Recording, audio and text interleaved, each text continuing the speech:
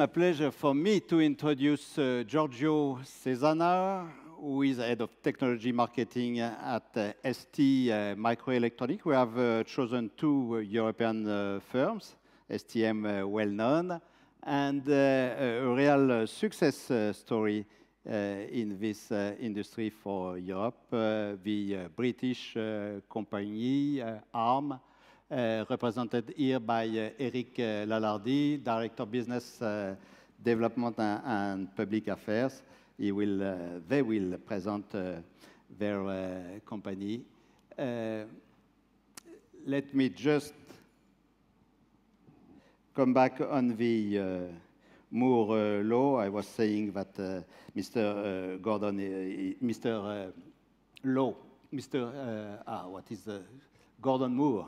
Gordon Moore, not Professor Gordon, but Gordon Moore, co-founder of Intel, is still alive. And 3 or 4 months ago, there was an interview within The Economist, and he was saying that he considered that 50 years after his prediction, we will see during the next 10 years confirmation of his vision. This is the most well-known presentation of the Moore's law, and the exercise now at each step of the development. We have now at which level of nanometre gravure? 14? Yeah. In production. 14 nanometers. It represents 14 millionième of a meter, no? Au milliardième? 10 puissance 9. 10 puissance 9. So at each step, there are a kind of a game among some experts to know if it will be the last step for the Moore's law or it will go on. And regarding the other aspect, you have seen this slide in my last presentation. It's also an important point. But we will see the challenge is not only in terms of gravure, speed. It's also now more and more to take into account, I imagine, the heat dissemination and the capacity also to integrate with the processor various other functionalities on the card. So, you are really expert in this domain. I don't think that many people are able to compete with you on these questions. It's a main issue for the economist. Firstly, my question will be to introduce yourself and directly to answer to the question, is it now the end of the Moore law, or do you consider that we have in front of us at least 10 years? Who want to start?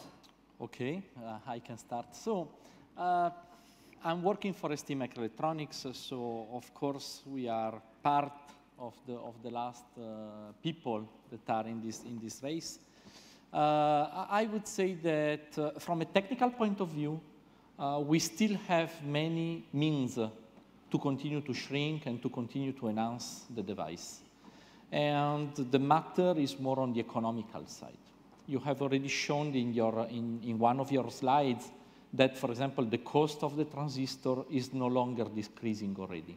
And the Moore law was not just a law about density, so cramming more transistors in the same area, but also to have those transistors cheaper.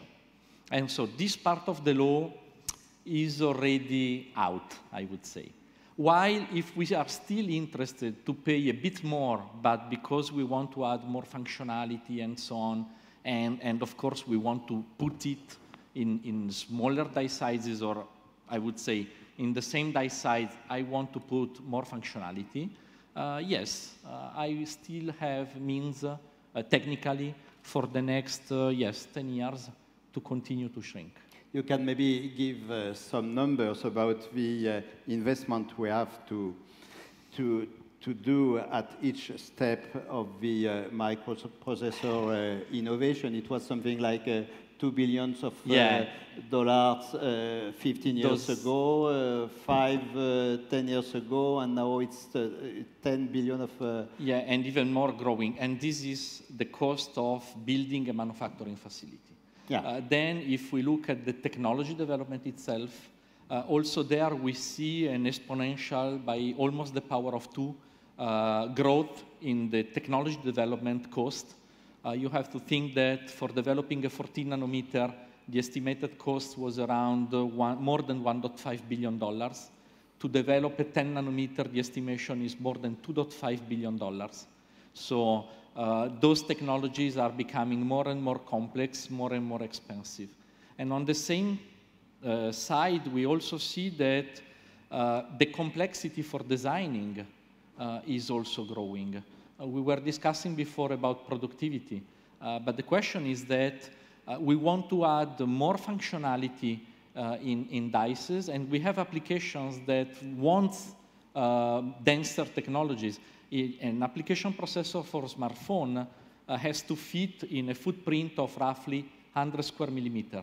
And we started years ago where we had few cores, few memory, a simpler modem, and now we have 4G and we will have 5G and we have 10 cores, maybe sooner we will have even more. So, and all this is increasing the complexity for designing, for verifying the design is very important, and also for developing the software. All those systems are very complex and requires a lot of verification and software development. Okay, thank you. Your colleague, maybe you can explain also what ARM is doing and what is the position of ARM in the value chain. Yes, I will use some slide to back me up. Maybe. The micro, maybe? It's working. Yes. It's working. You are, okay. Sorry. So thank you first for inviting us to join and explain a bit what we do and what we do in terms of enabling Moore laws in different ways. Maybe I need a bit to push the slide forward. Yeah, excuse me.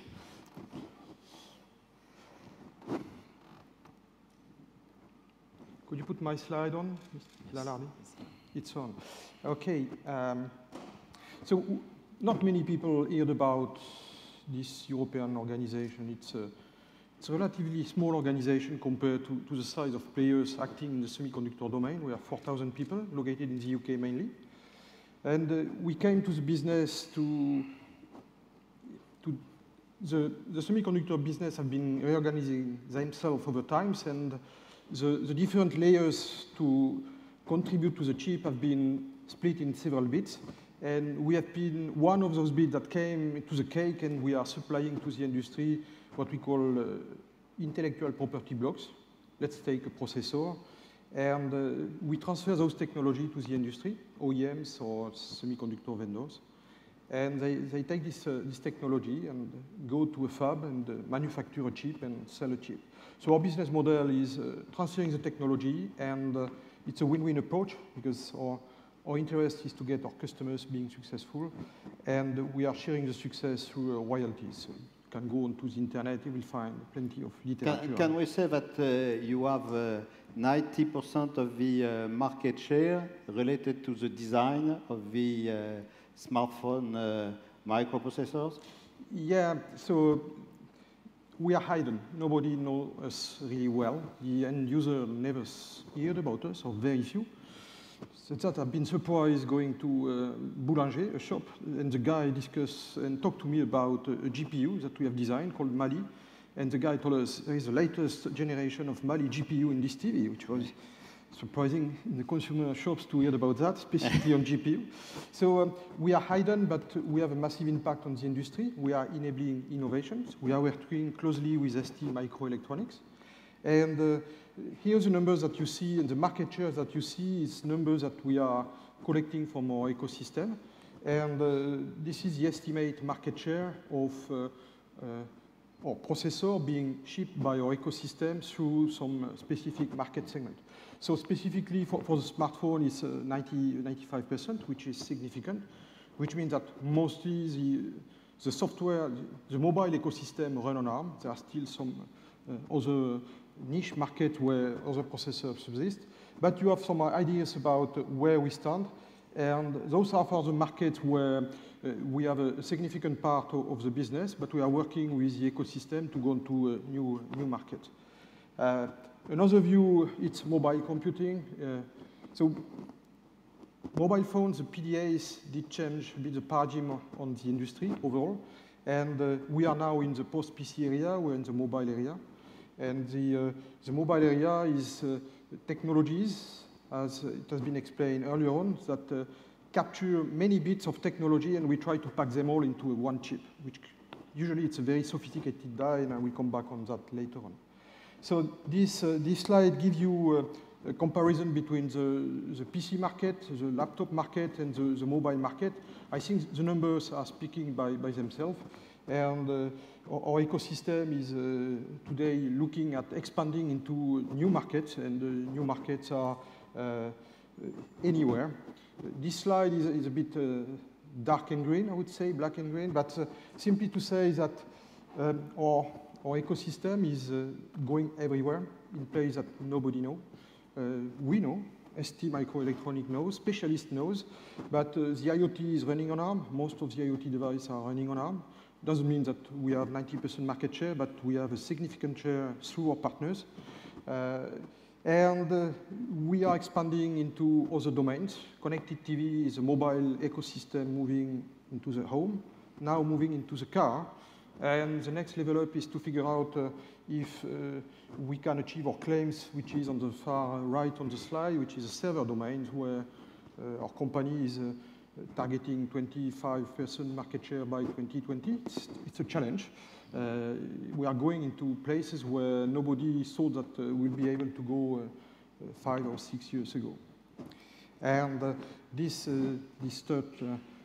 stops my introduction. To back up the more than more law, we discussed that there are different means to achieve the more than more, or the Moore law.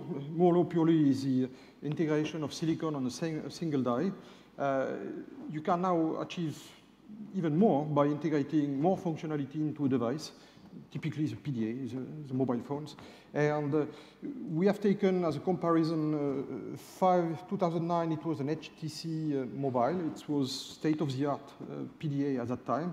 And we compare with the Galaxy S6, which is a Samsung device which is shipping now. And you can see how our ecosystem have improved and developed and generate more computing resources available for the users. And on top of those very powerful resources, now you have a complete ecosystem, software ecosystem. This morning we reward several startups. They are building value onto the software, onto the mobile ecosystem. So you can see it's pretty impressive. Will the technology carry on to evolve in the next 5 years?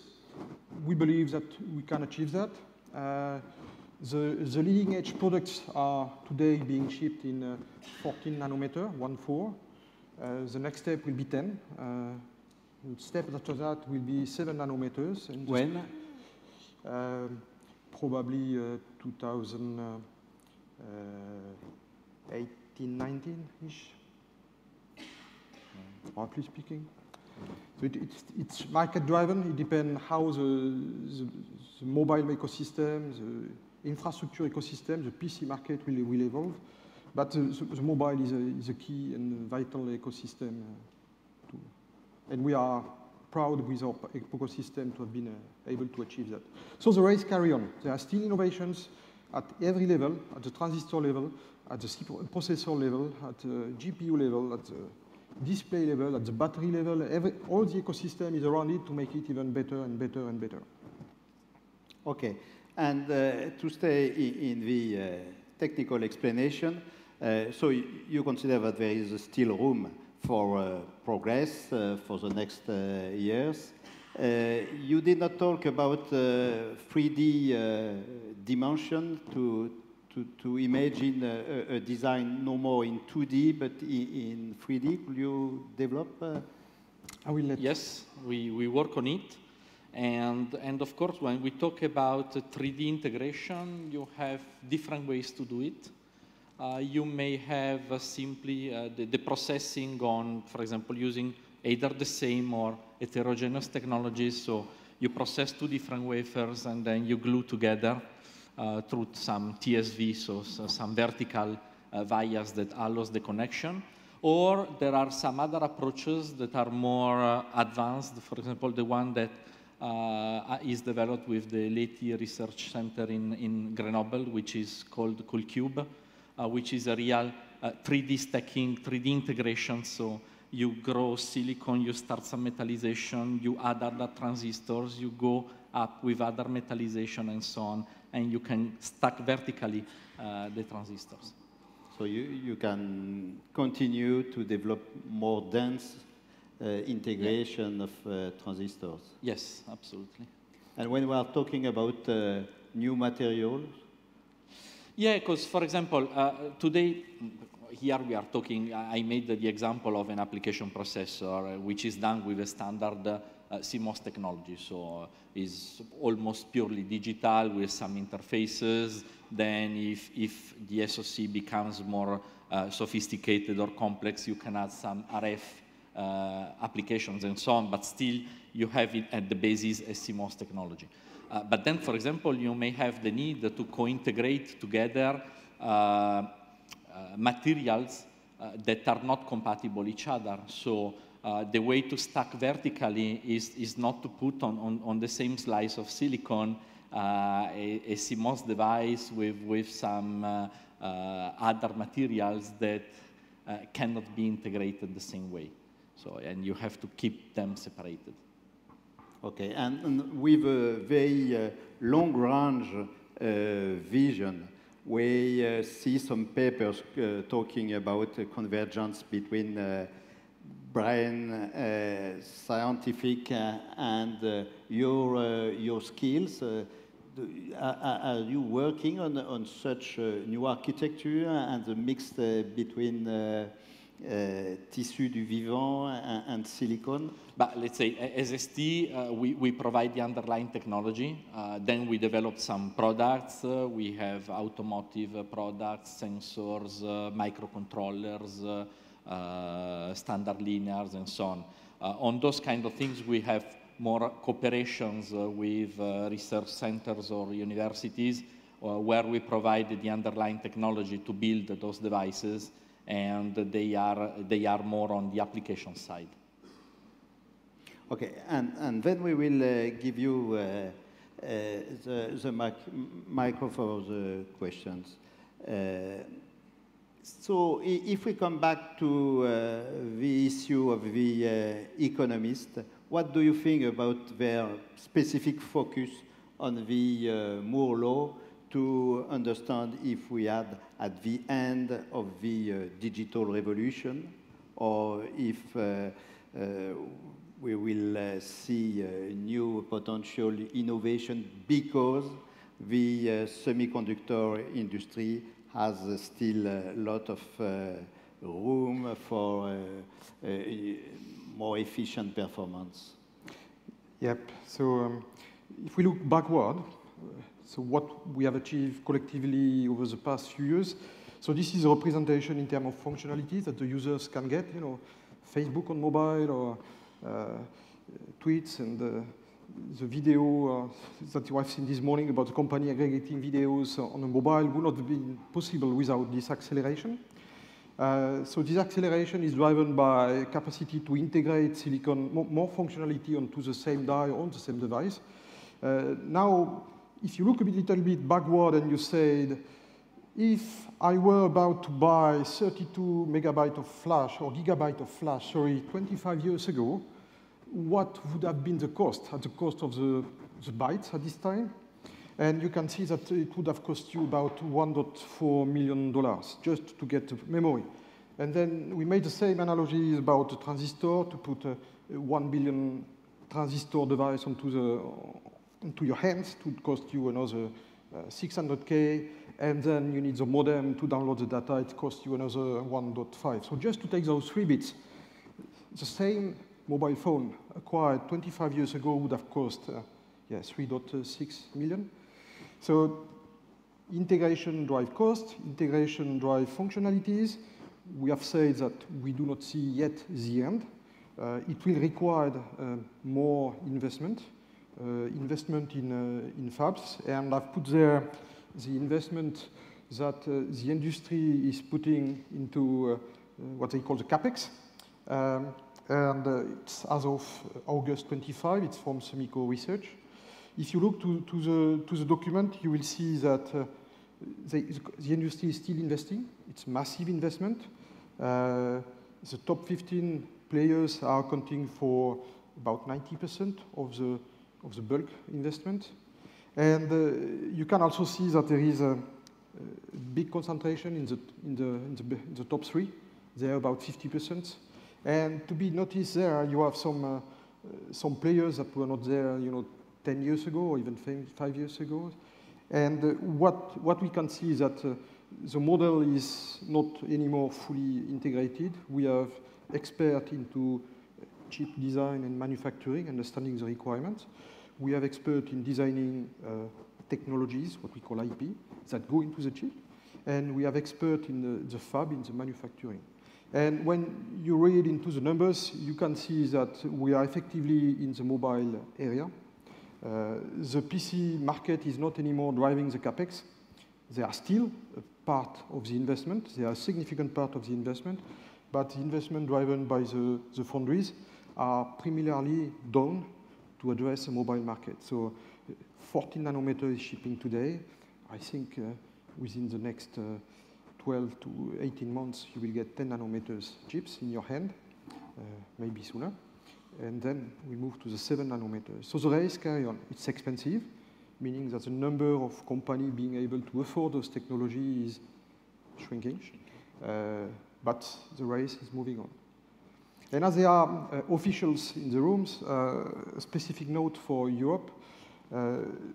Europe is not investing enough into the electronic industry overall, not only in the fab. Fab is one investment, as you can see, it's massive, but into chip designs, both for semiconductors players and OEMs. And OEMs need to build barrier to entry to protect their expertise. And the barrier to entry can be done in many means. And one very basic one is to start to own the semiconductor and build a barrier into the chip directly. So one message to the Commission, please look at your markets. Try to enable few players. We do not need 200 players in Europe. We need by key sectors that you want to control. You need to find a way to enable those OEMs to drive their destiny by owning the silicon. It will be my personal quote for the Commission. I have 2 questions. First one is related to the CapEx. Okay, CapEx is growing. We need urge level of money to set up a new factory. But what about the turnover? Because what is important is the ratio between CapEx and turnover. If we want to confirm or not the idea developed by some economists that we have rendement décroissant in this sector. Are we in situation to see growing revenues for the total players of the semiconductor chain? Is the market increasing or not presently? I would say I see here some limits, and I have read some reports that there were particularly interesting. If you look at past technologies, I mean, when we were still in planar CMOS technologies, you were investing on a fab for developing and manufacturing a given technology. And on that same node, then you were developing derivative technologies. So you were able to add RF capability, to add embedded non-volatile, to add plenty of other variants, some BiCMOS and whatever. With the new technologies, this is more and more difficult or more and more expensive. So the question also there is, we are putting up front huge investments to support those technologies, but then we are not sure that those technology will live for a sufficient long time to exploit it more and to capitalize on the investments done. So this is a problem that may emerge soon. Okay, so there is place for discussion. Please, who has the first question among the attendees?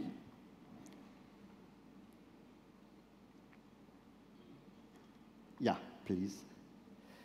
Is it possible to get a microphone?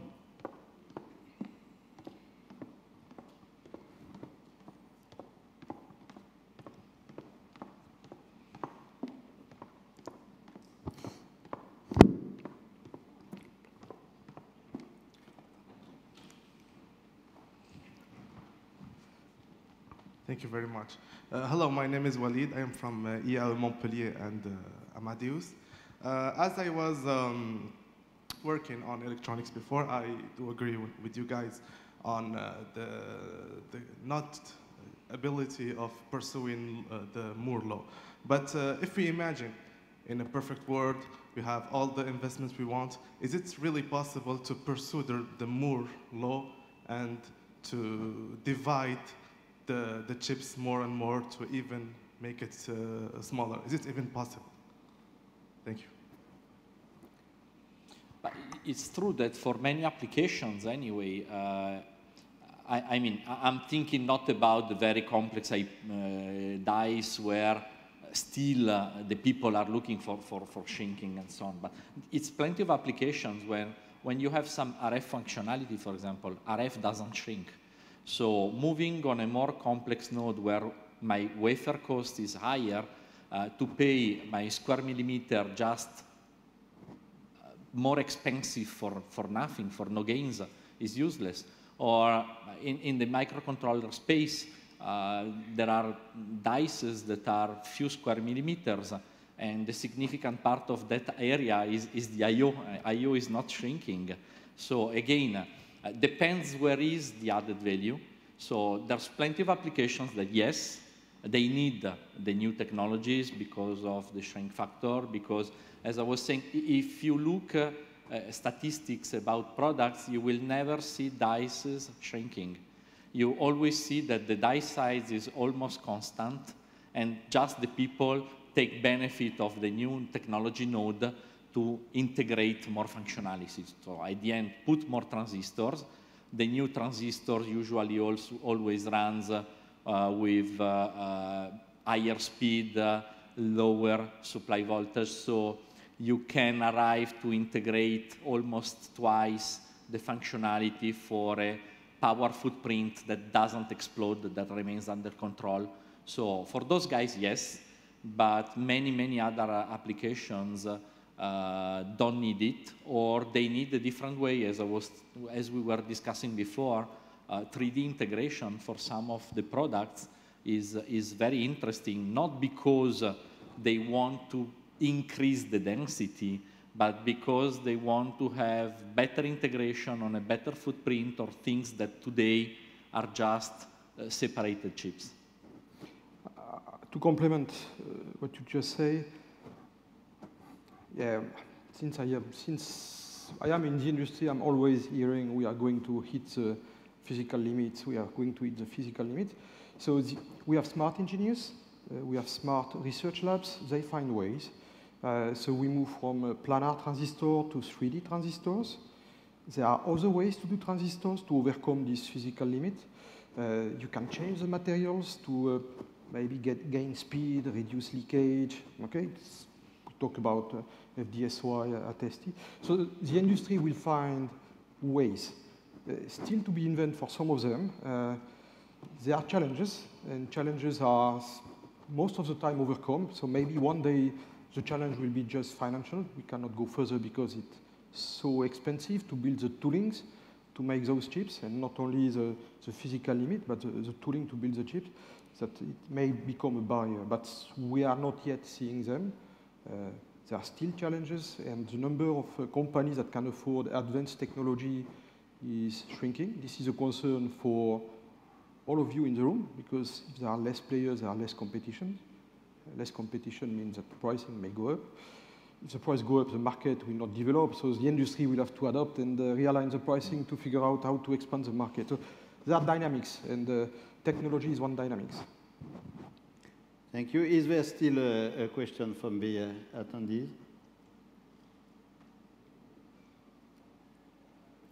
No, I have maybe a last question before giving the floor to Jim and our two last invited speakers.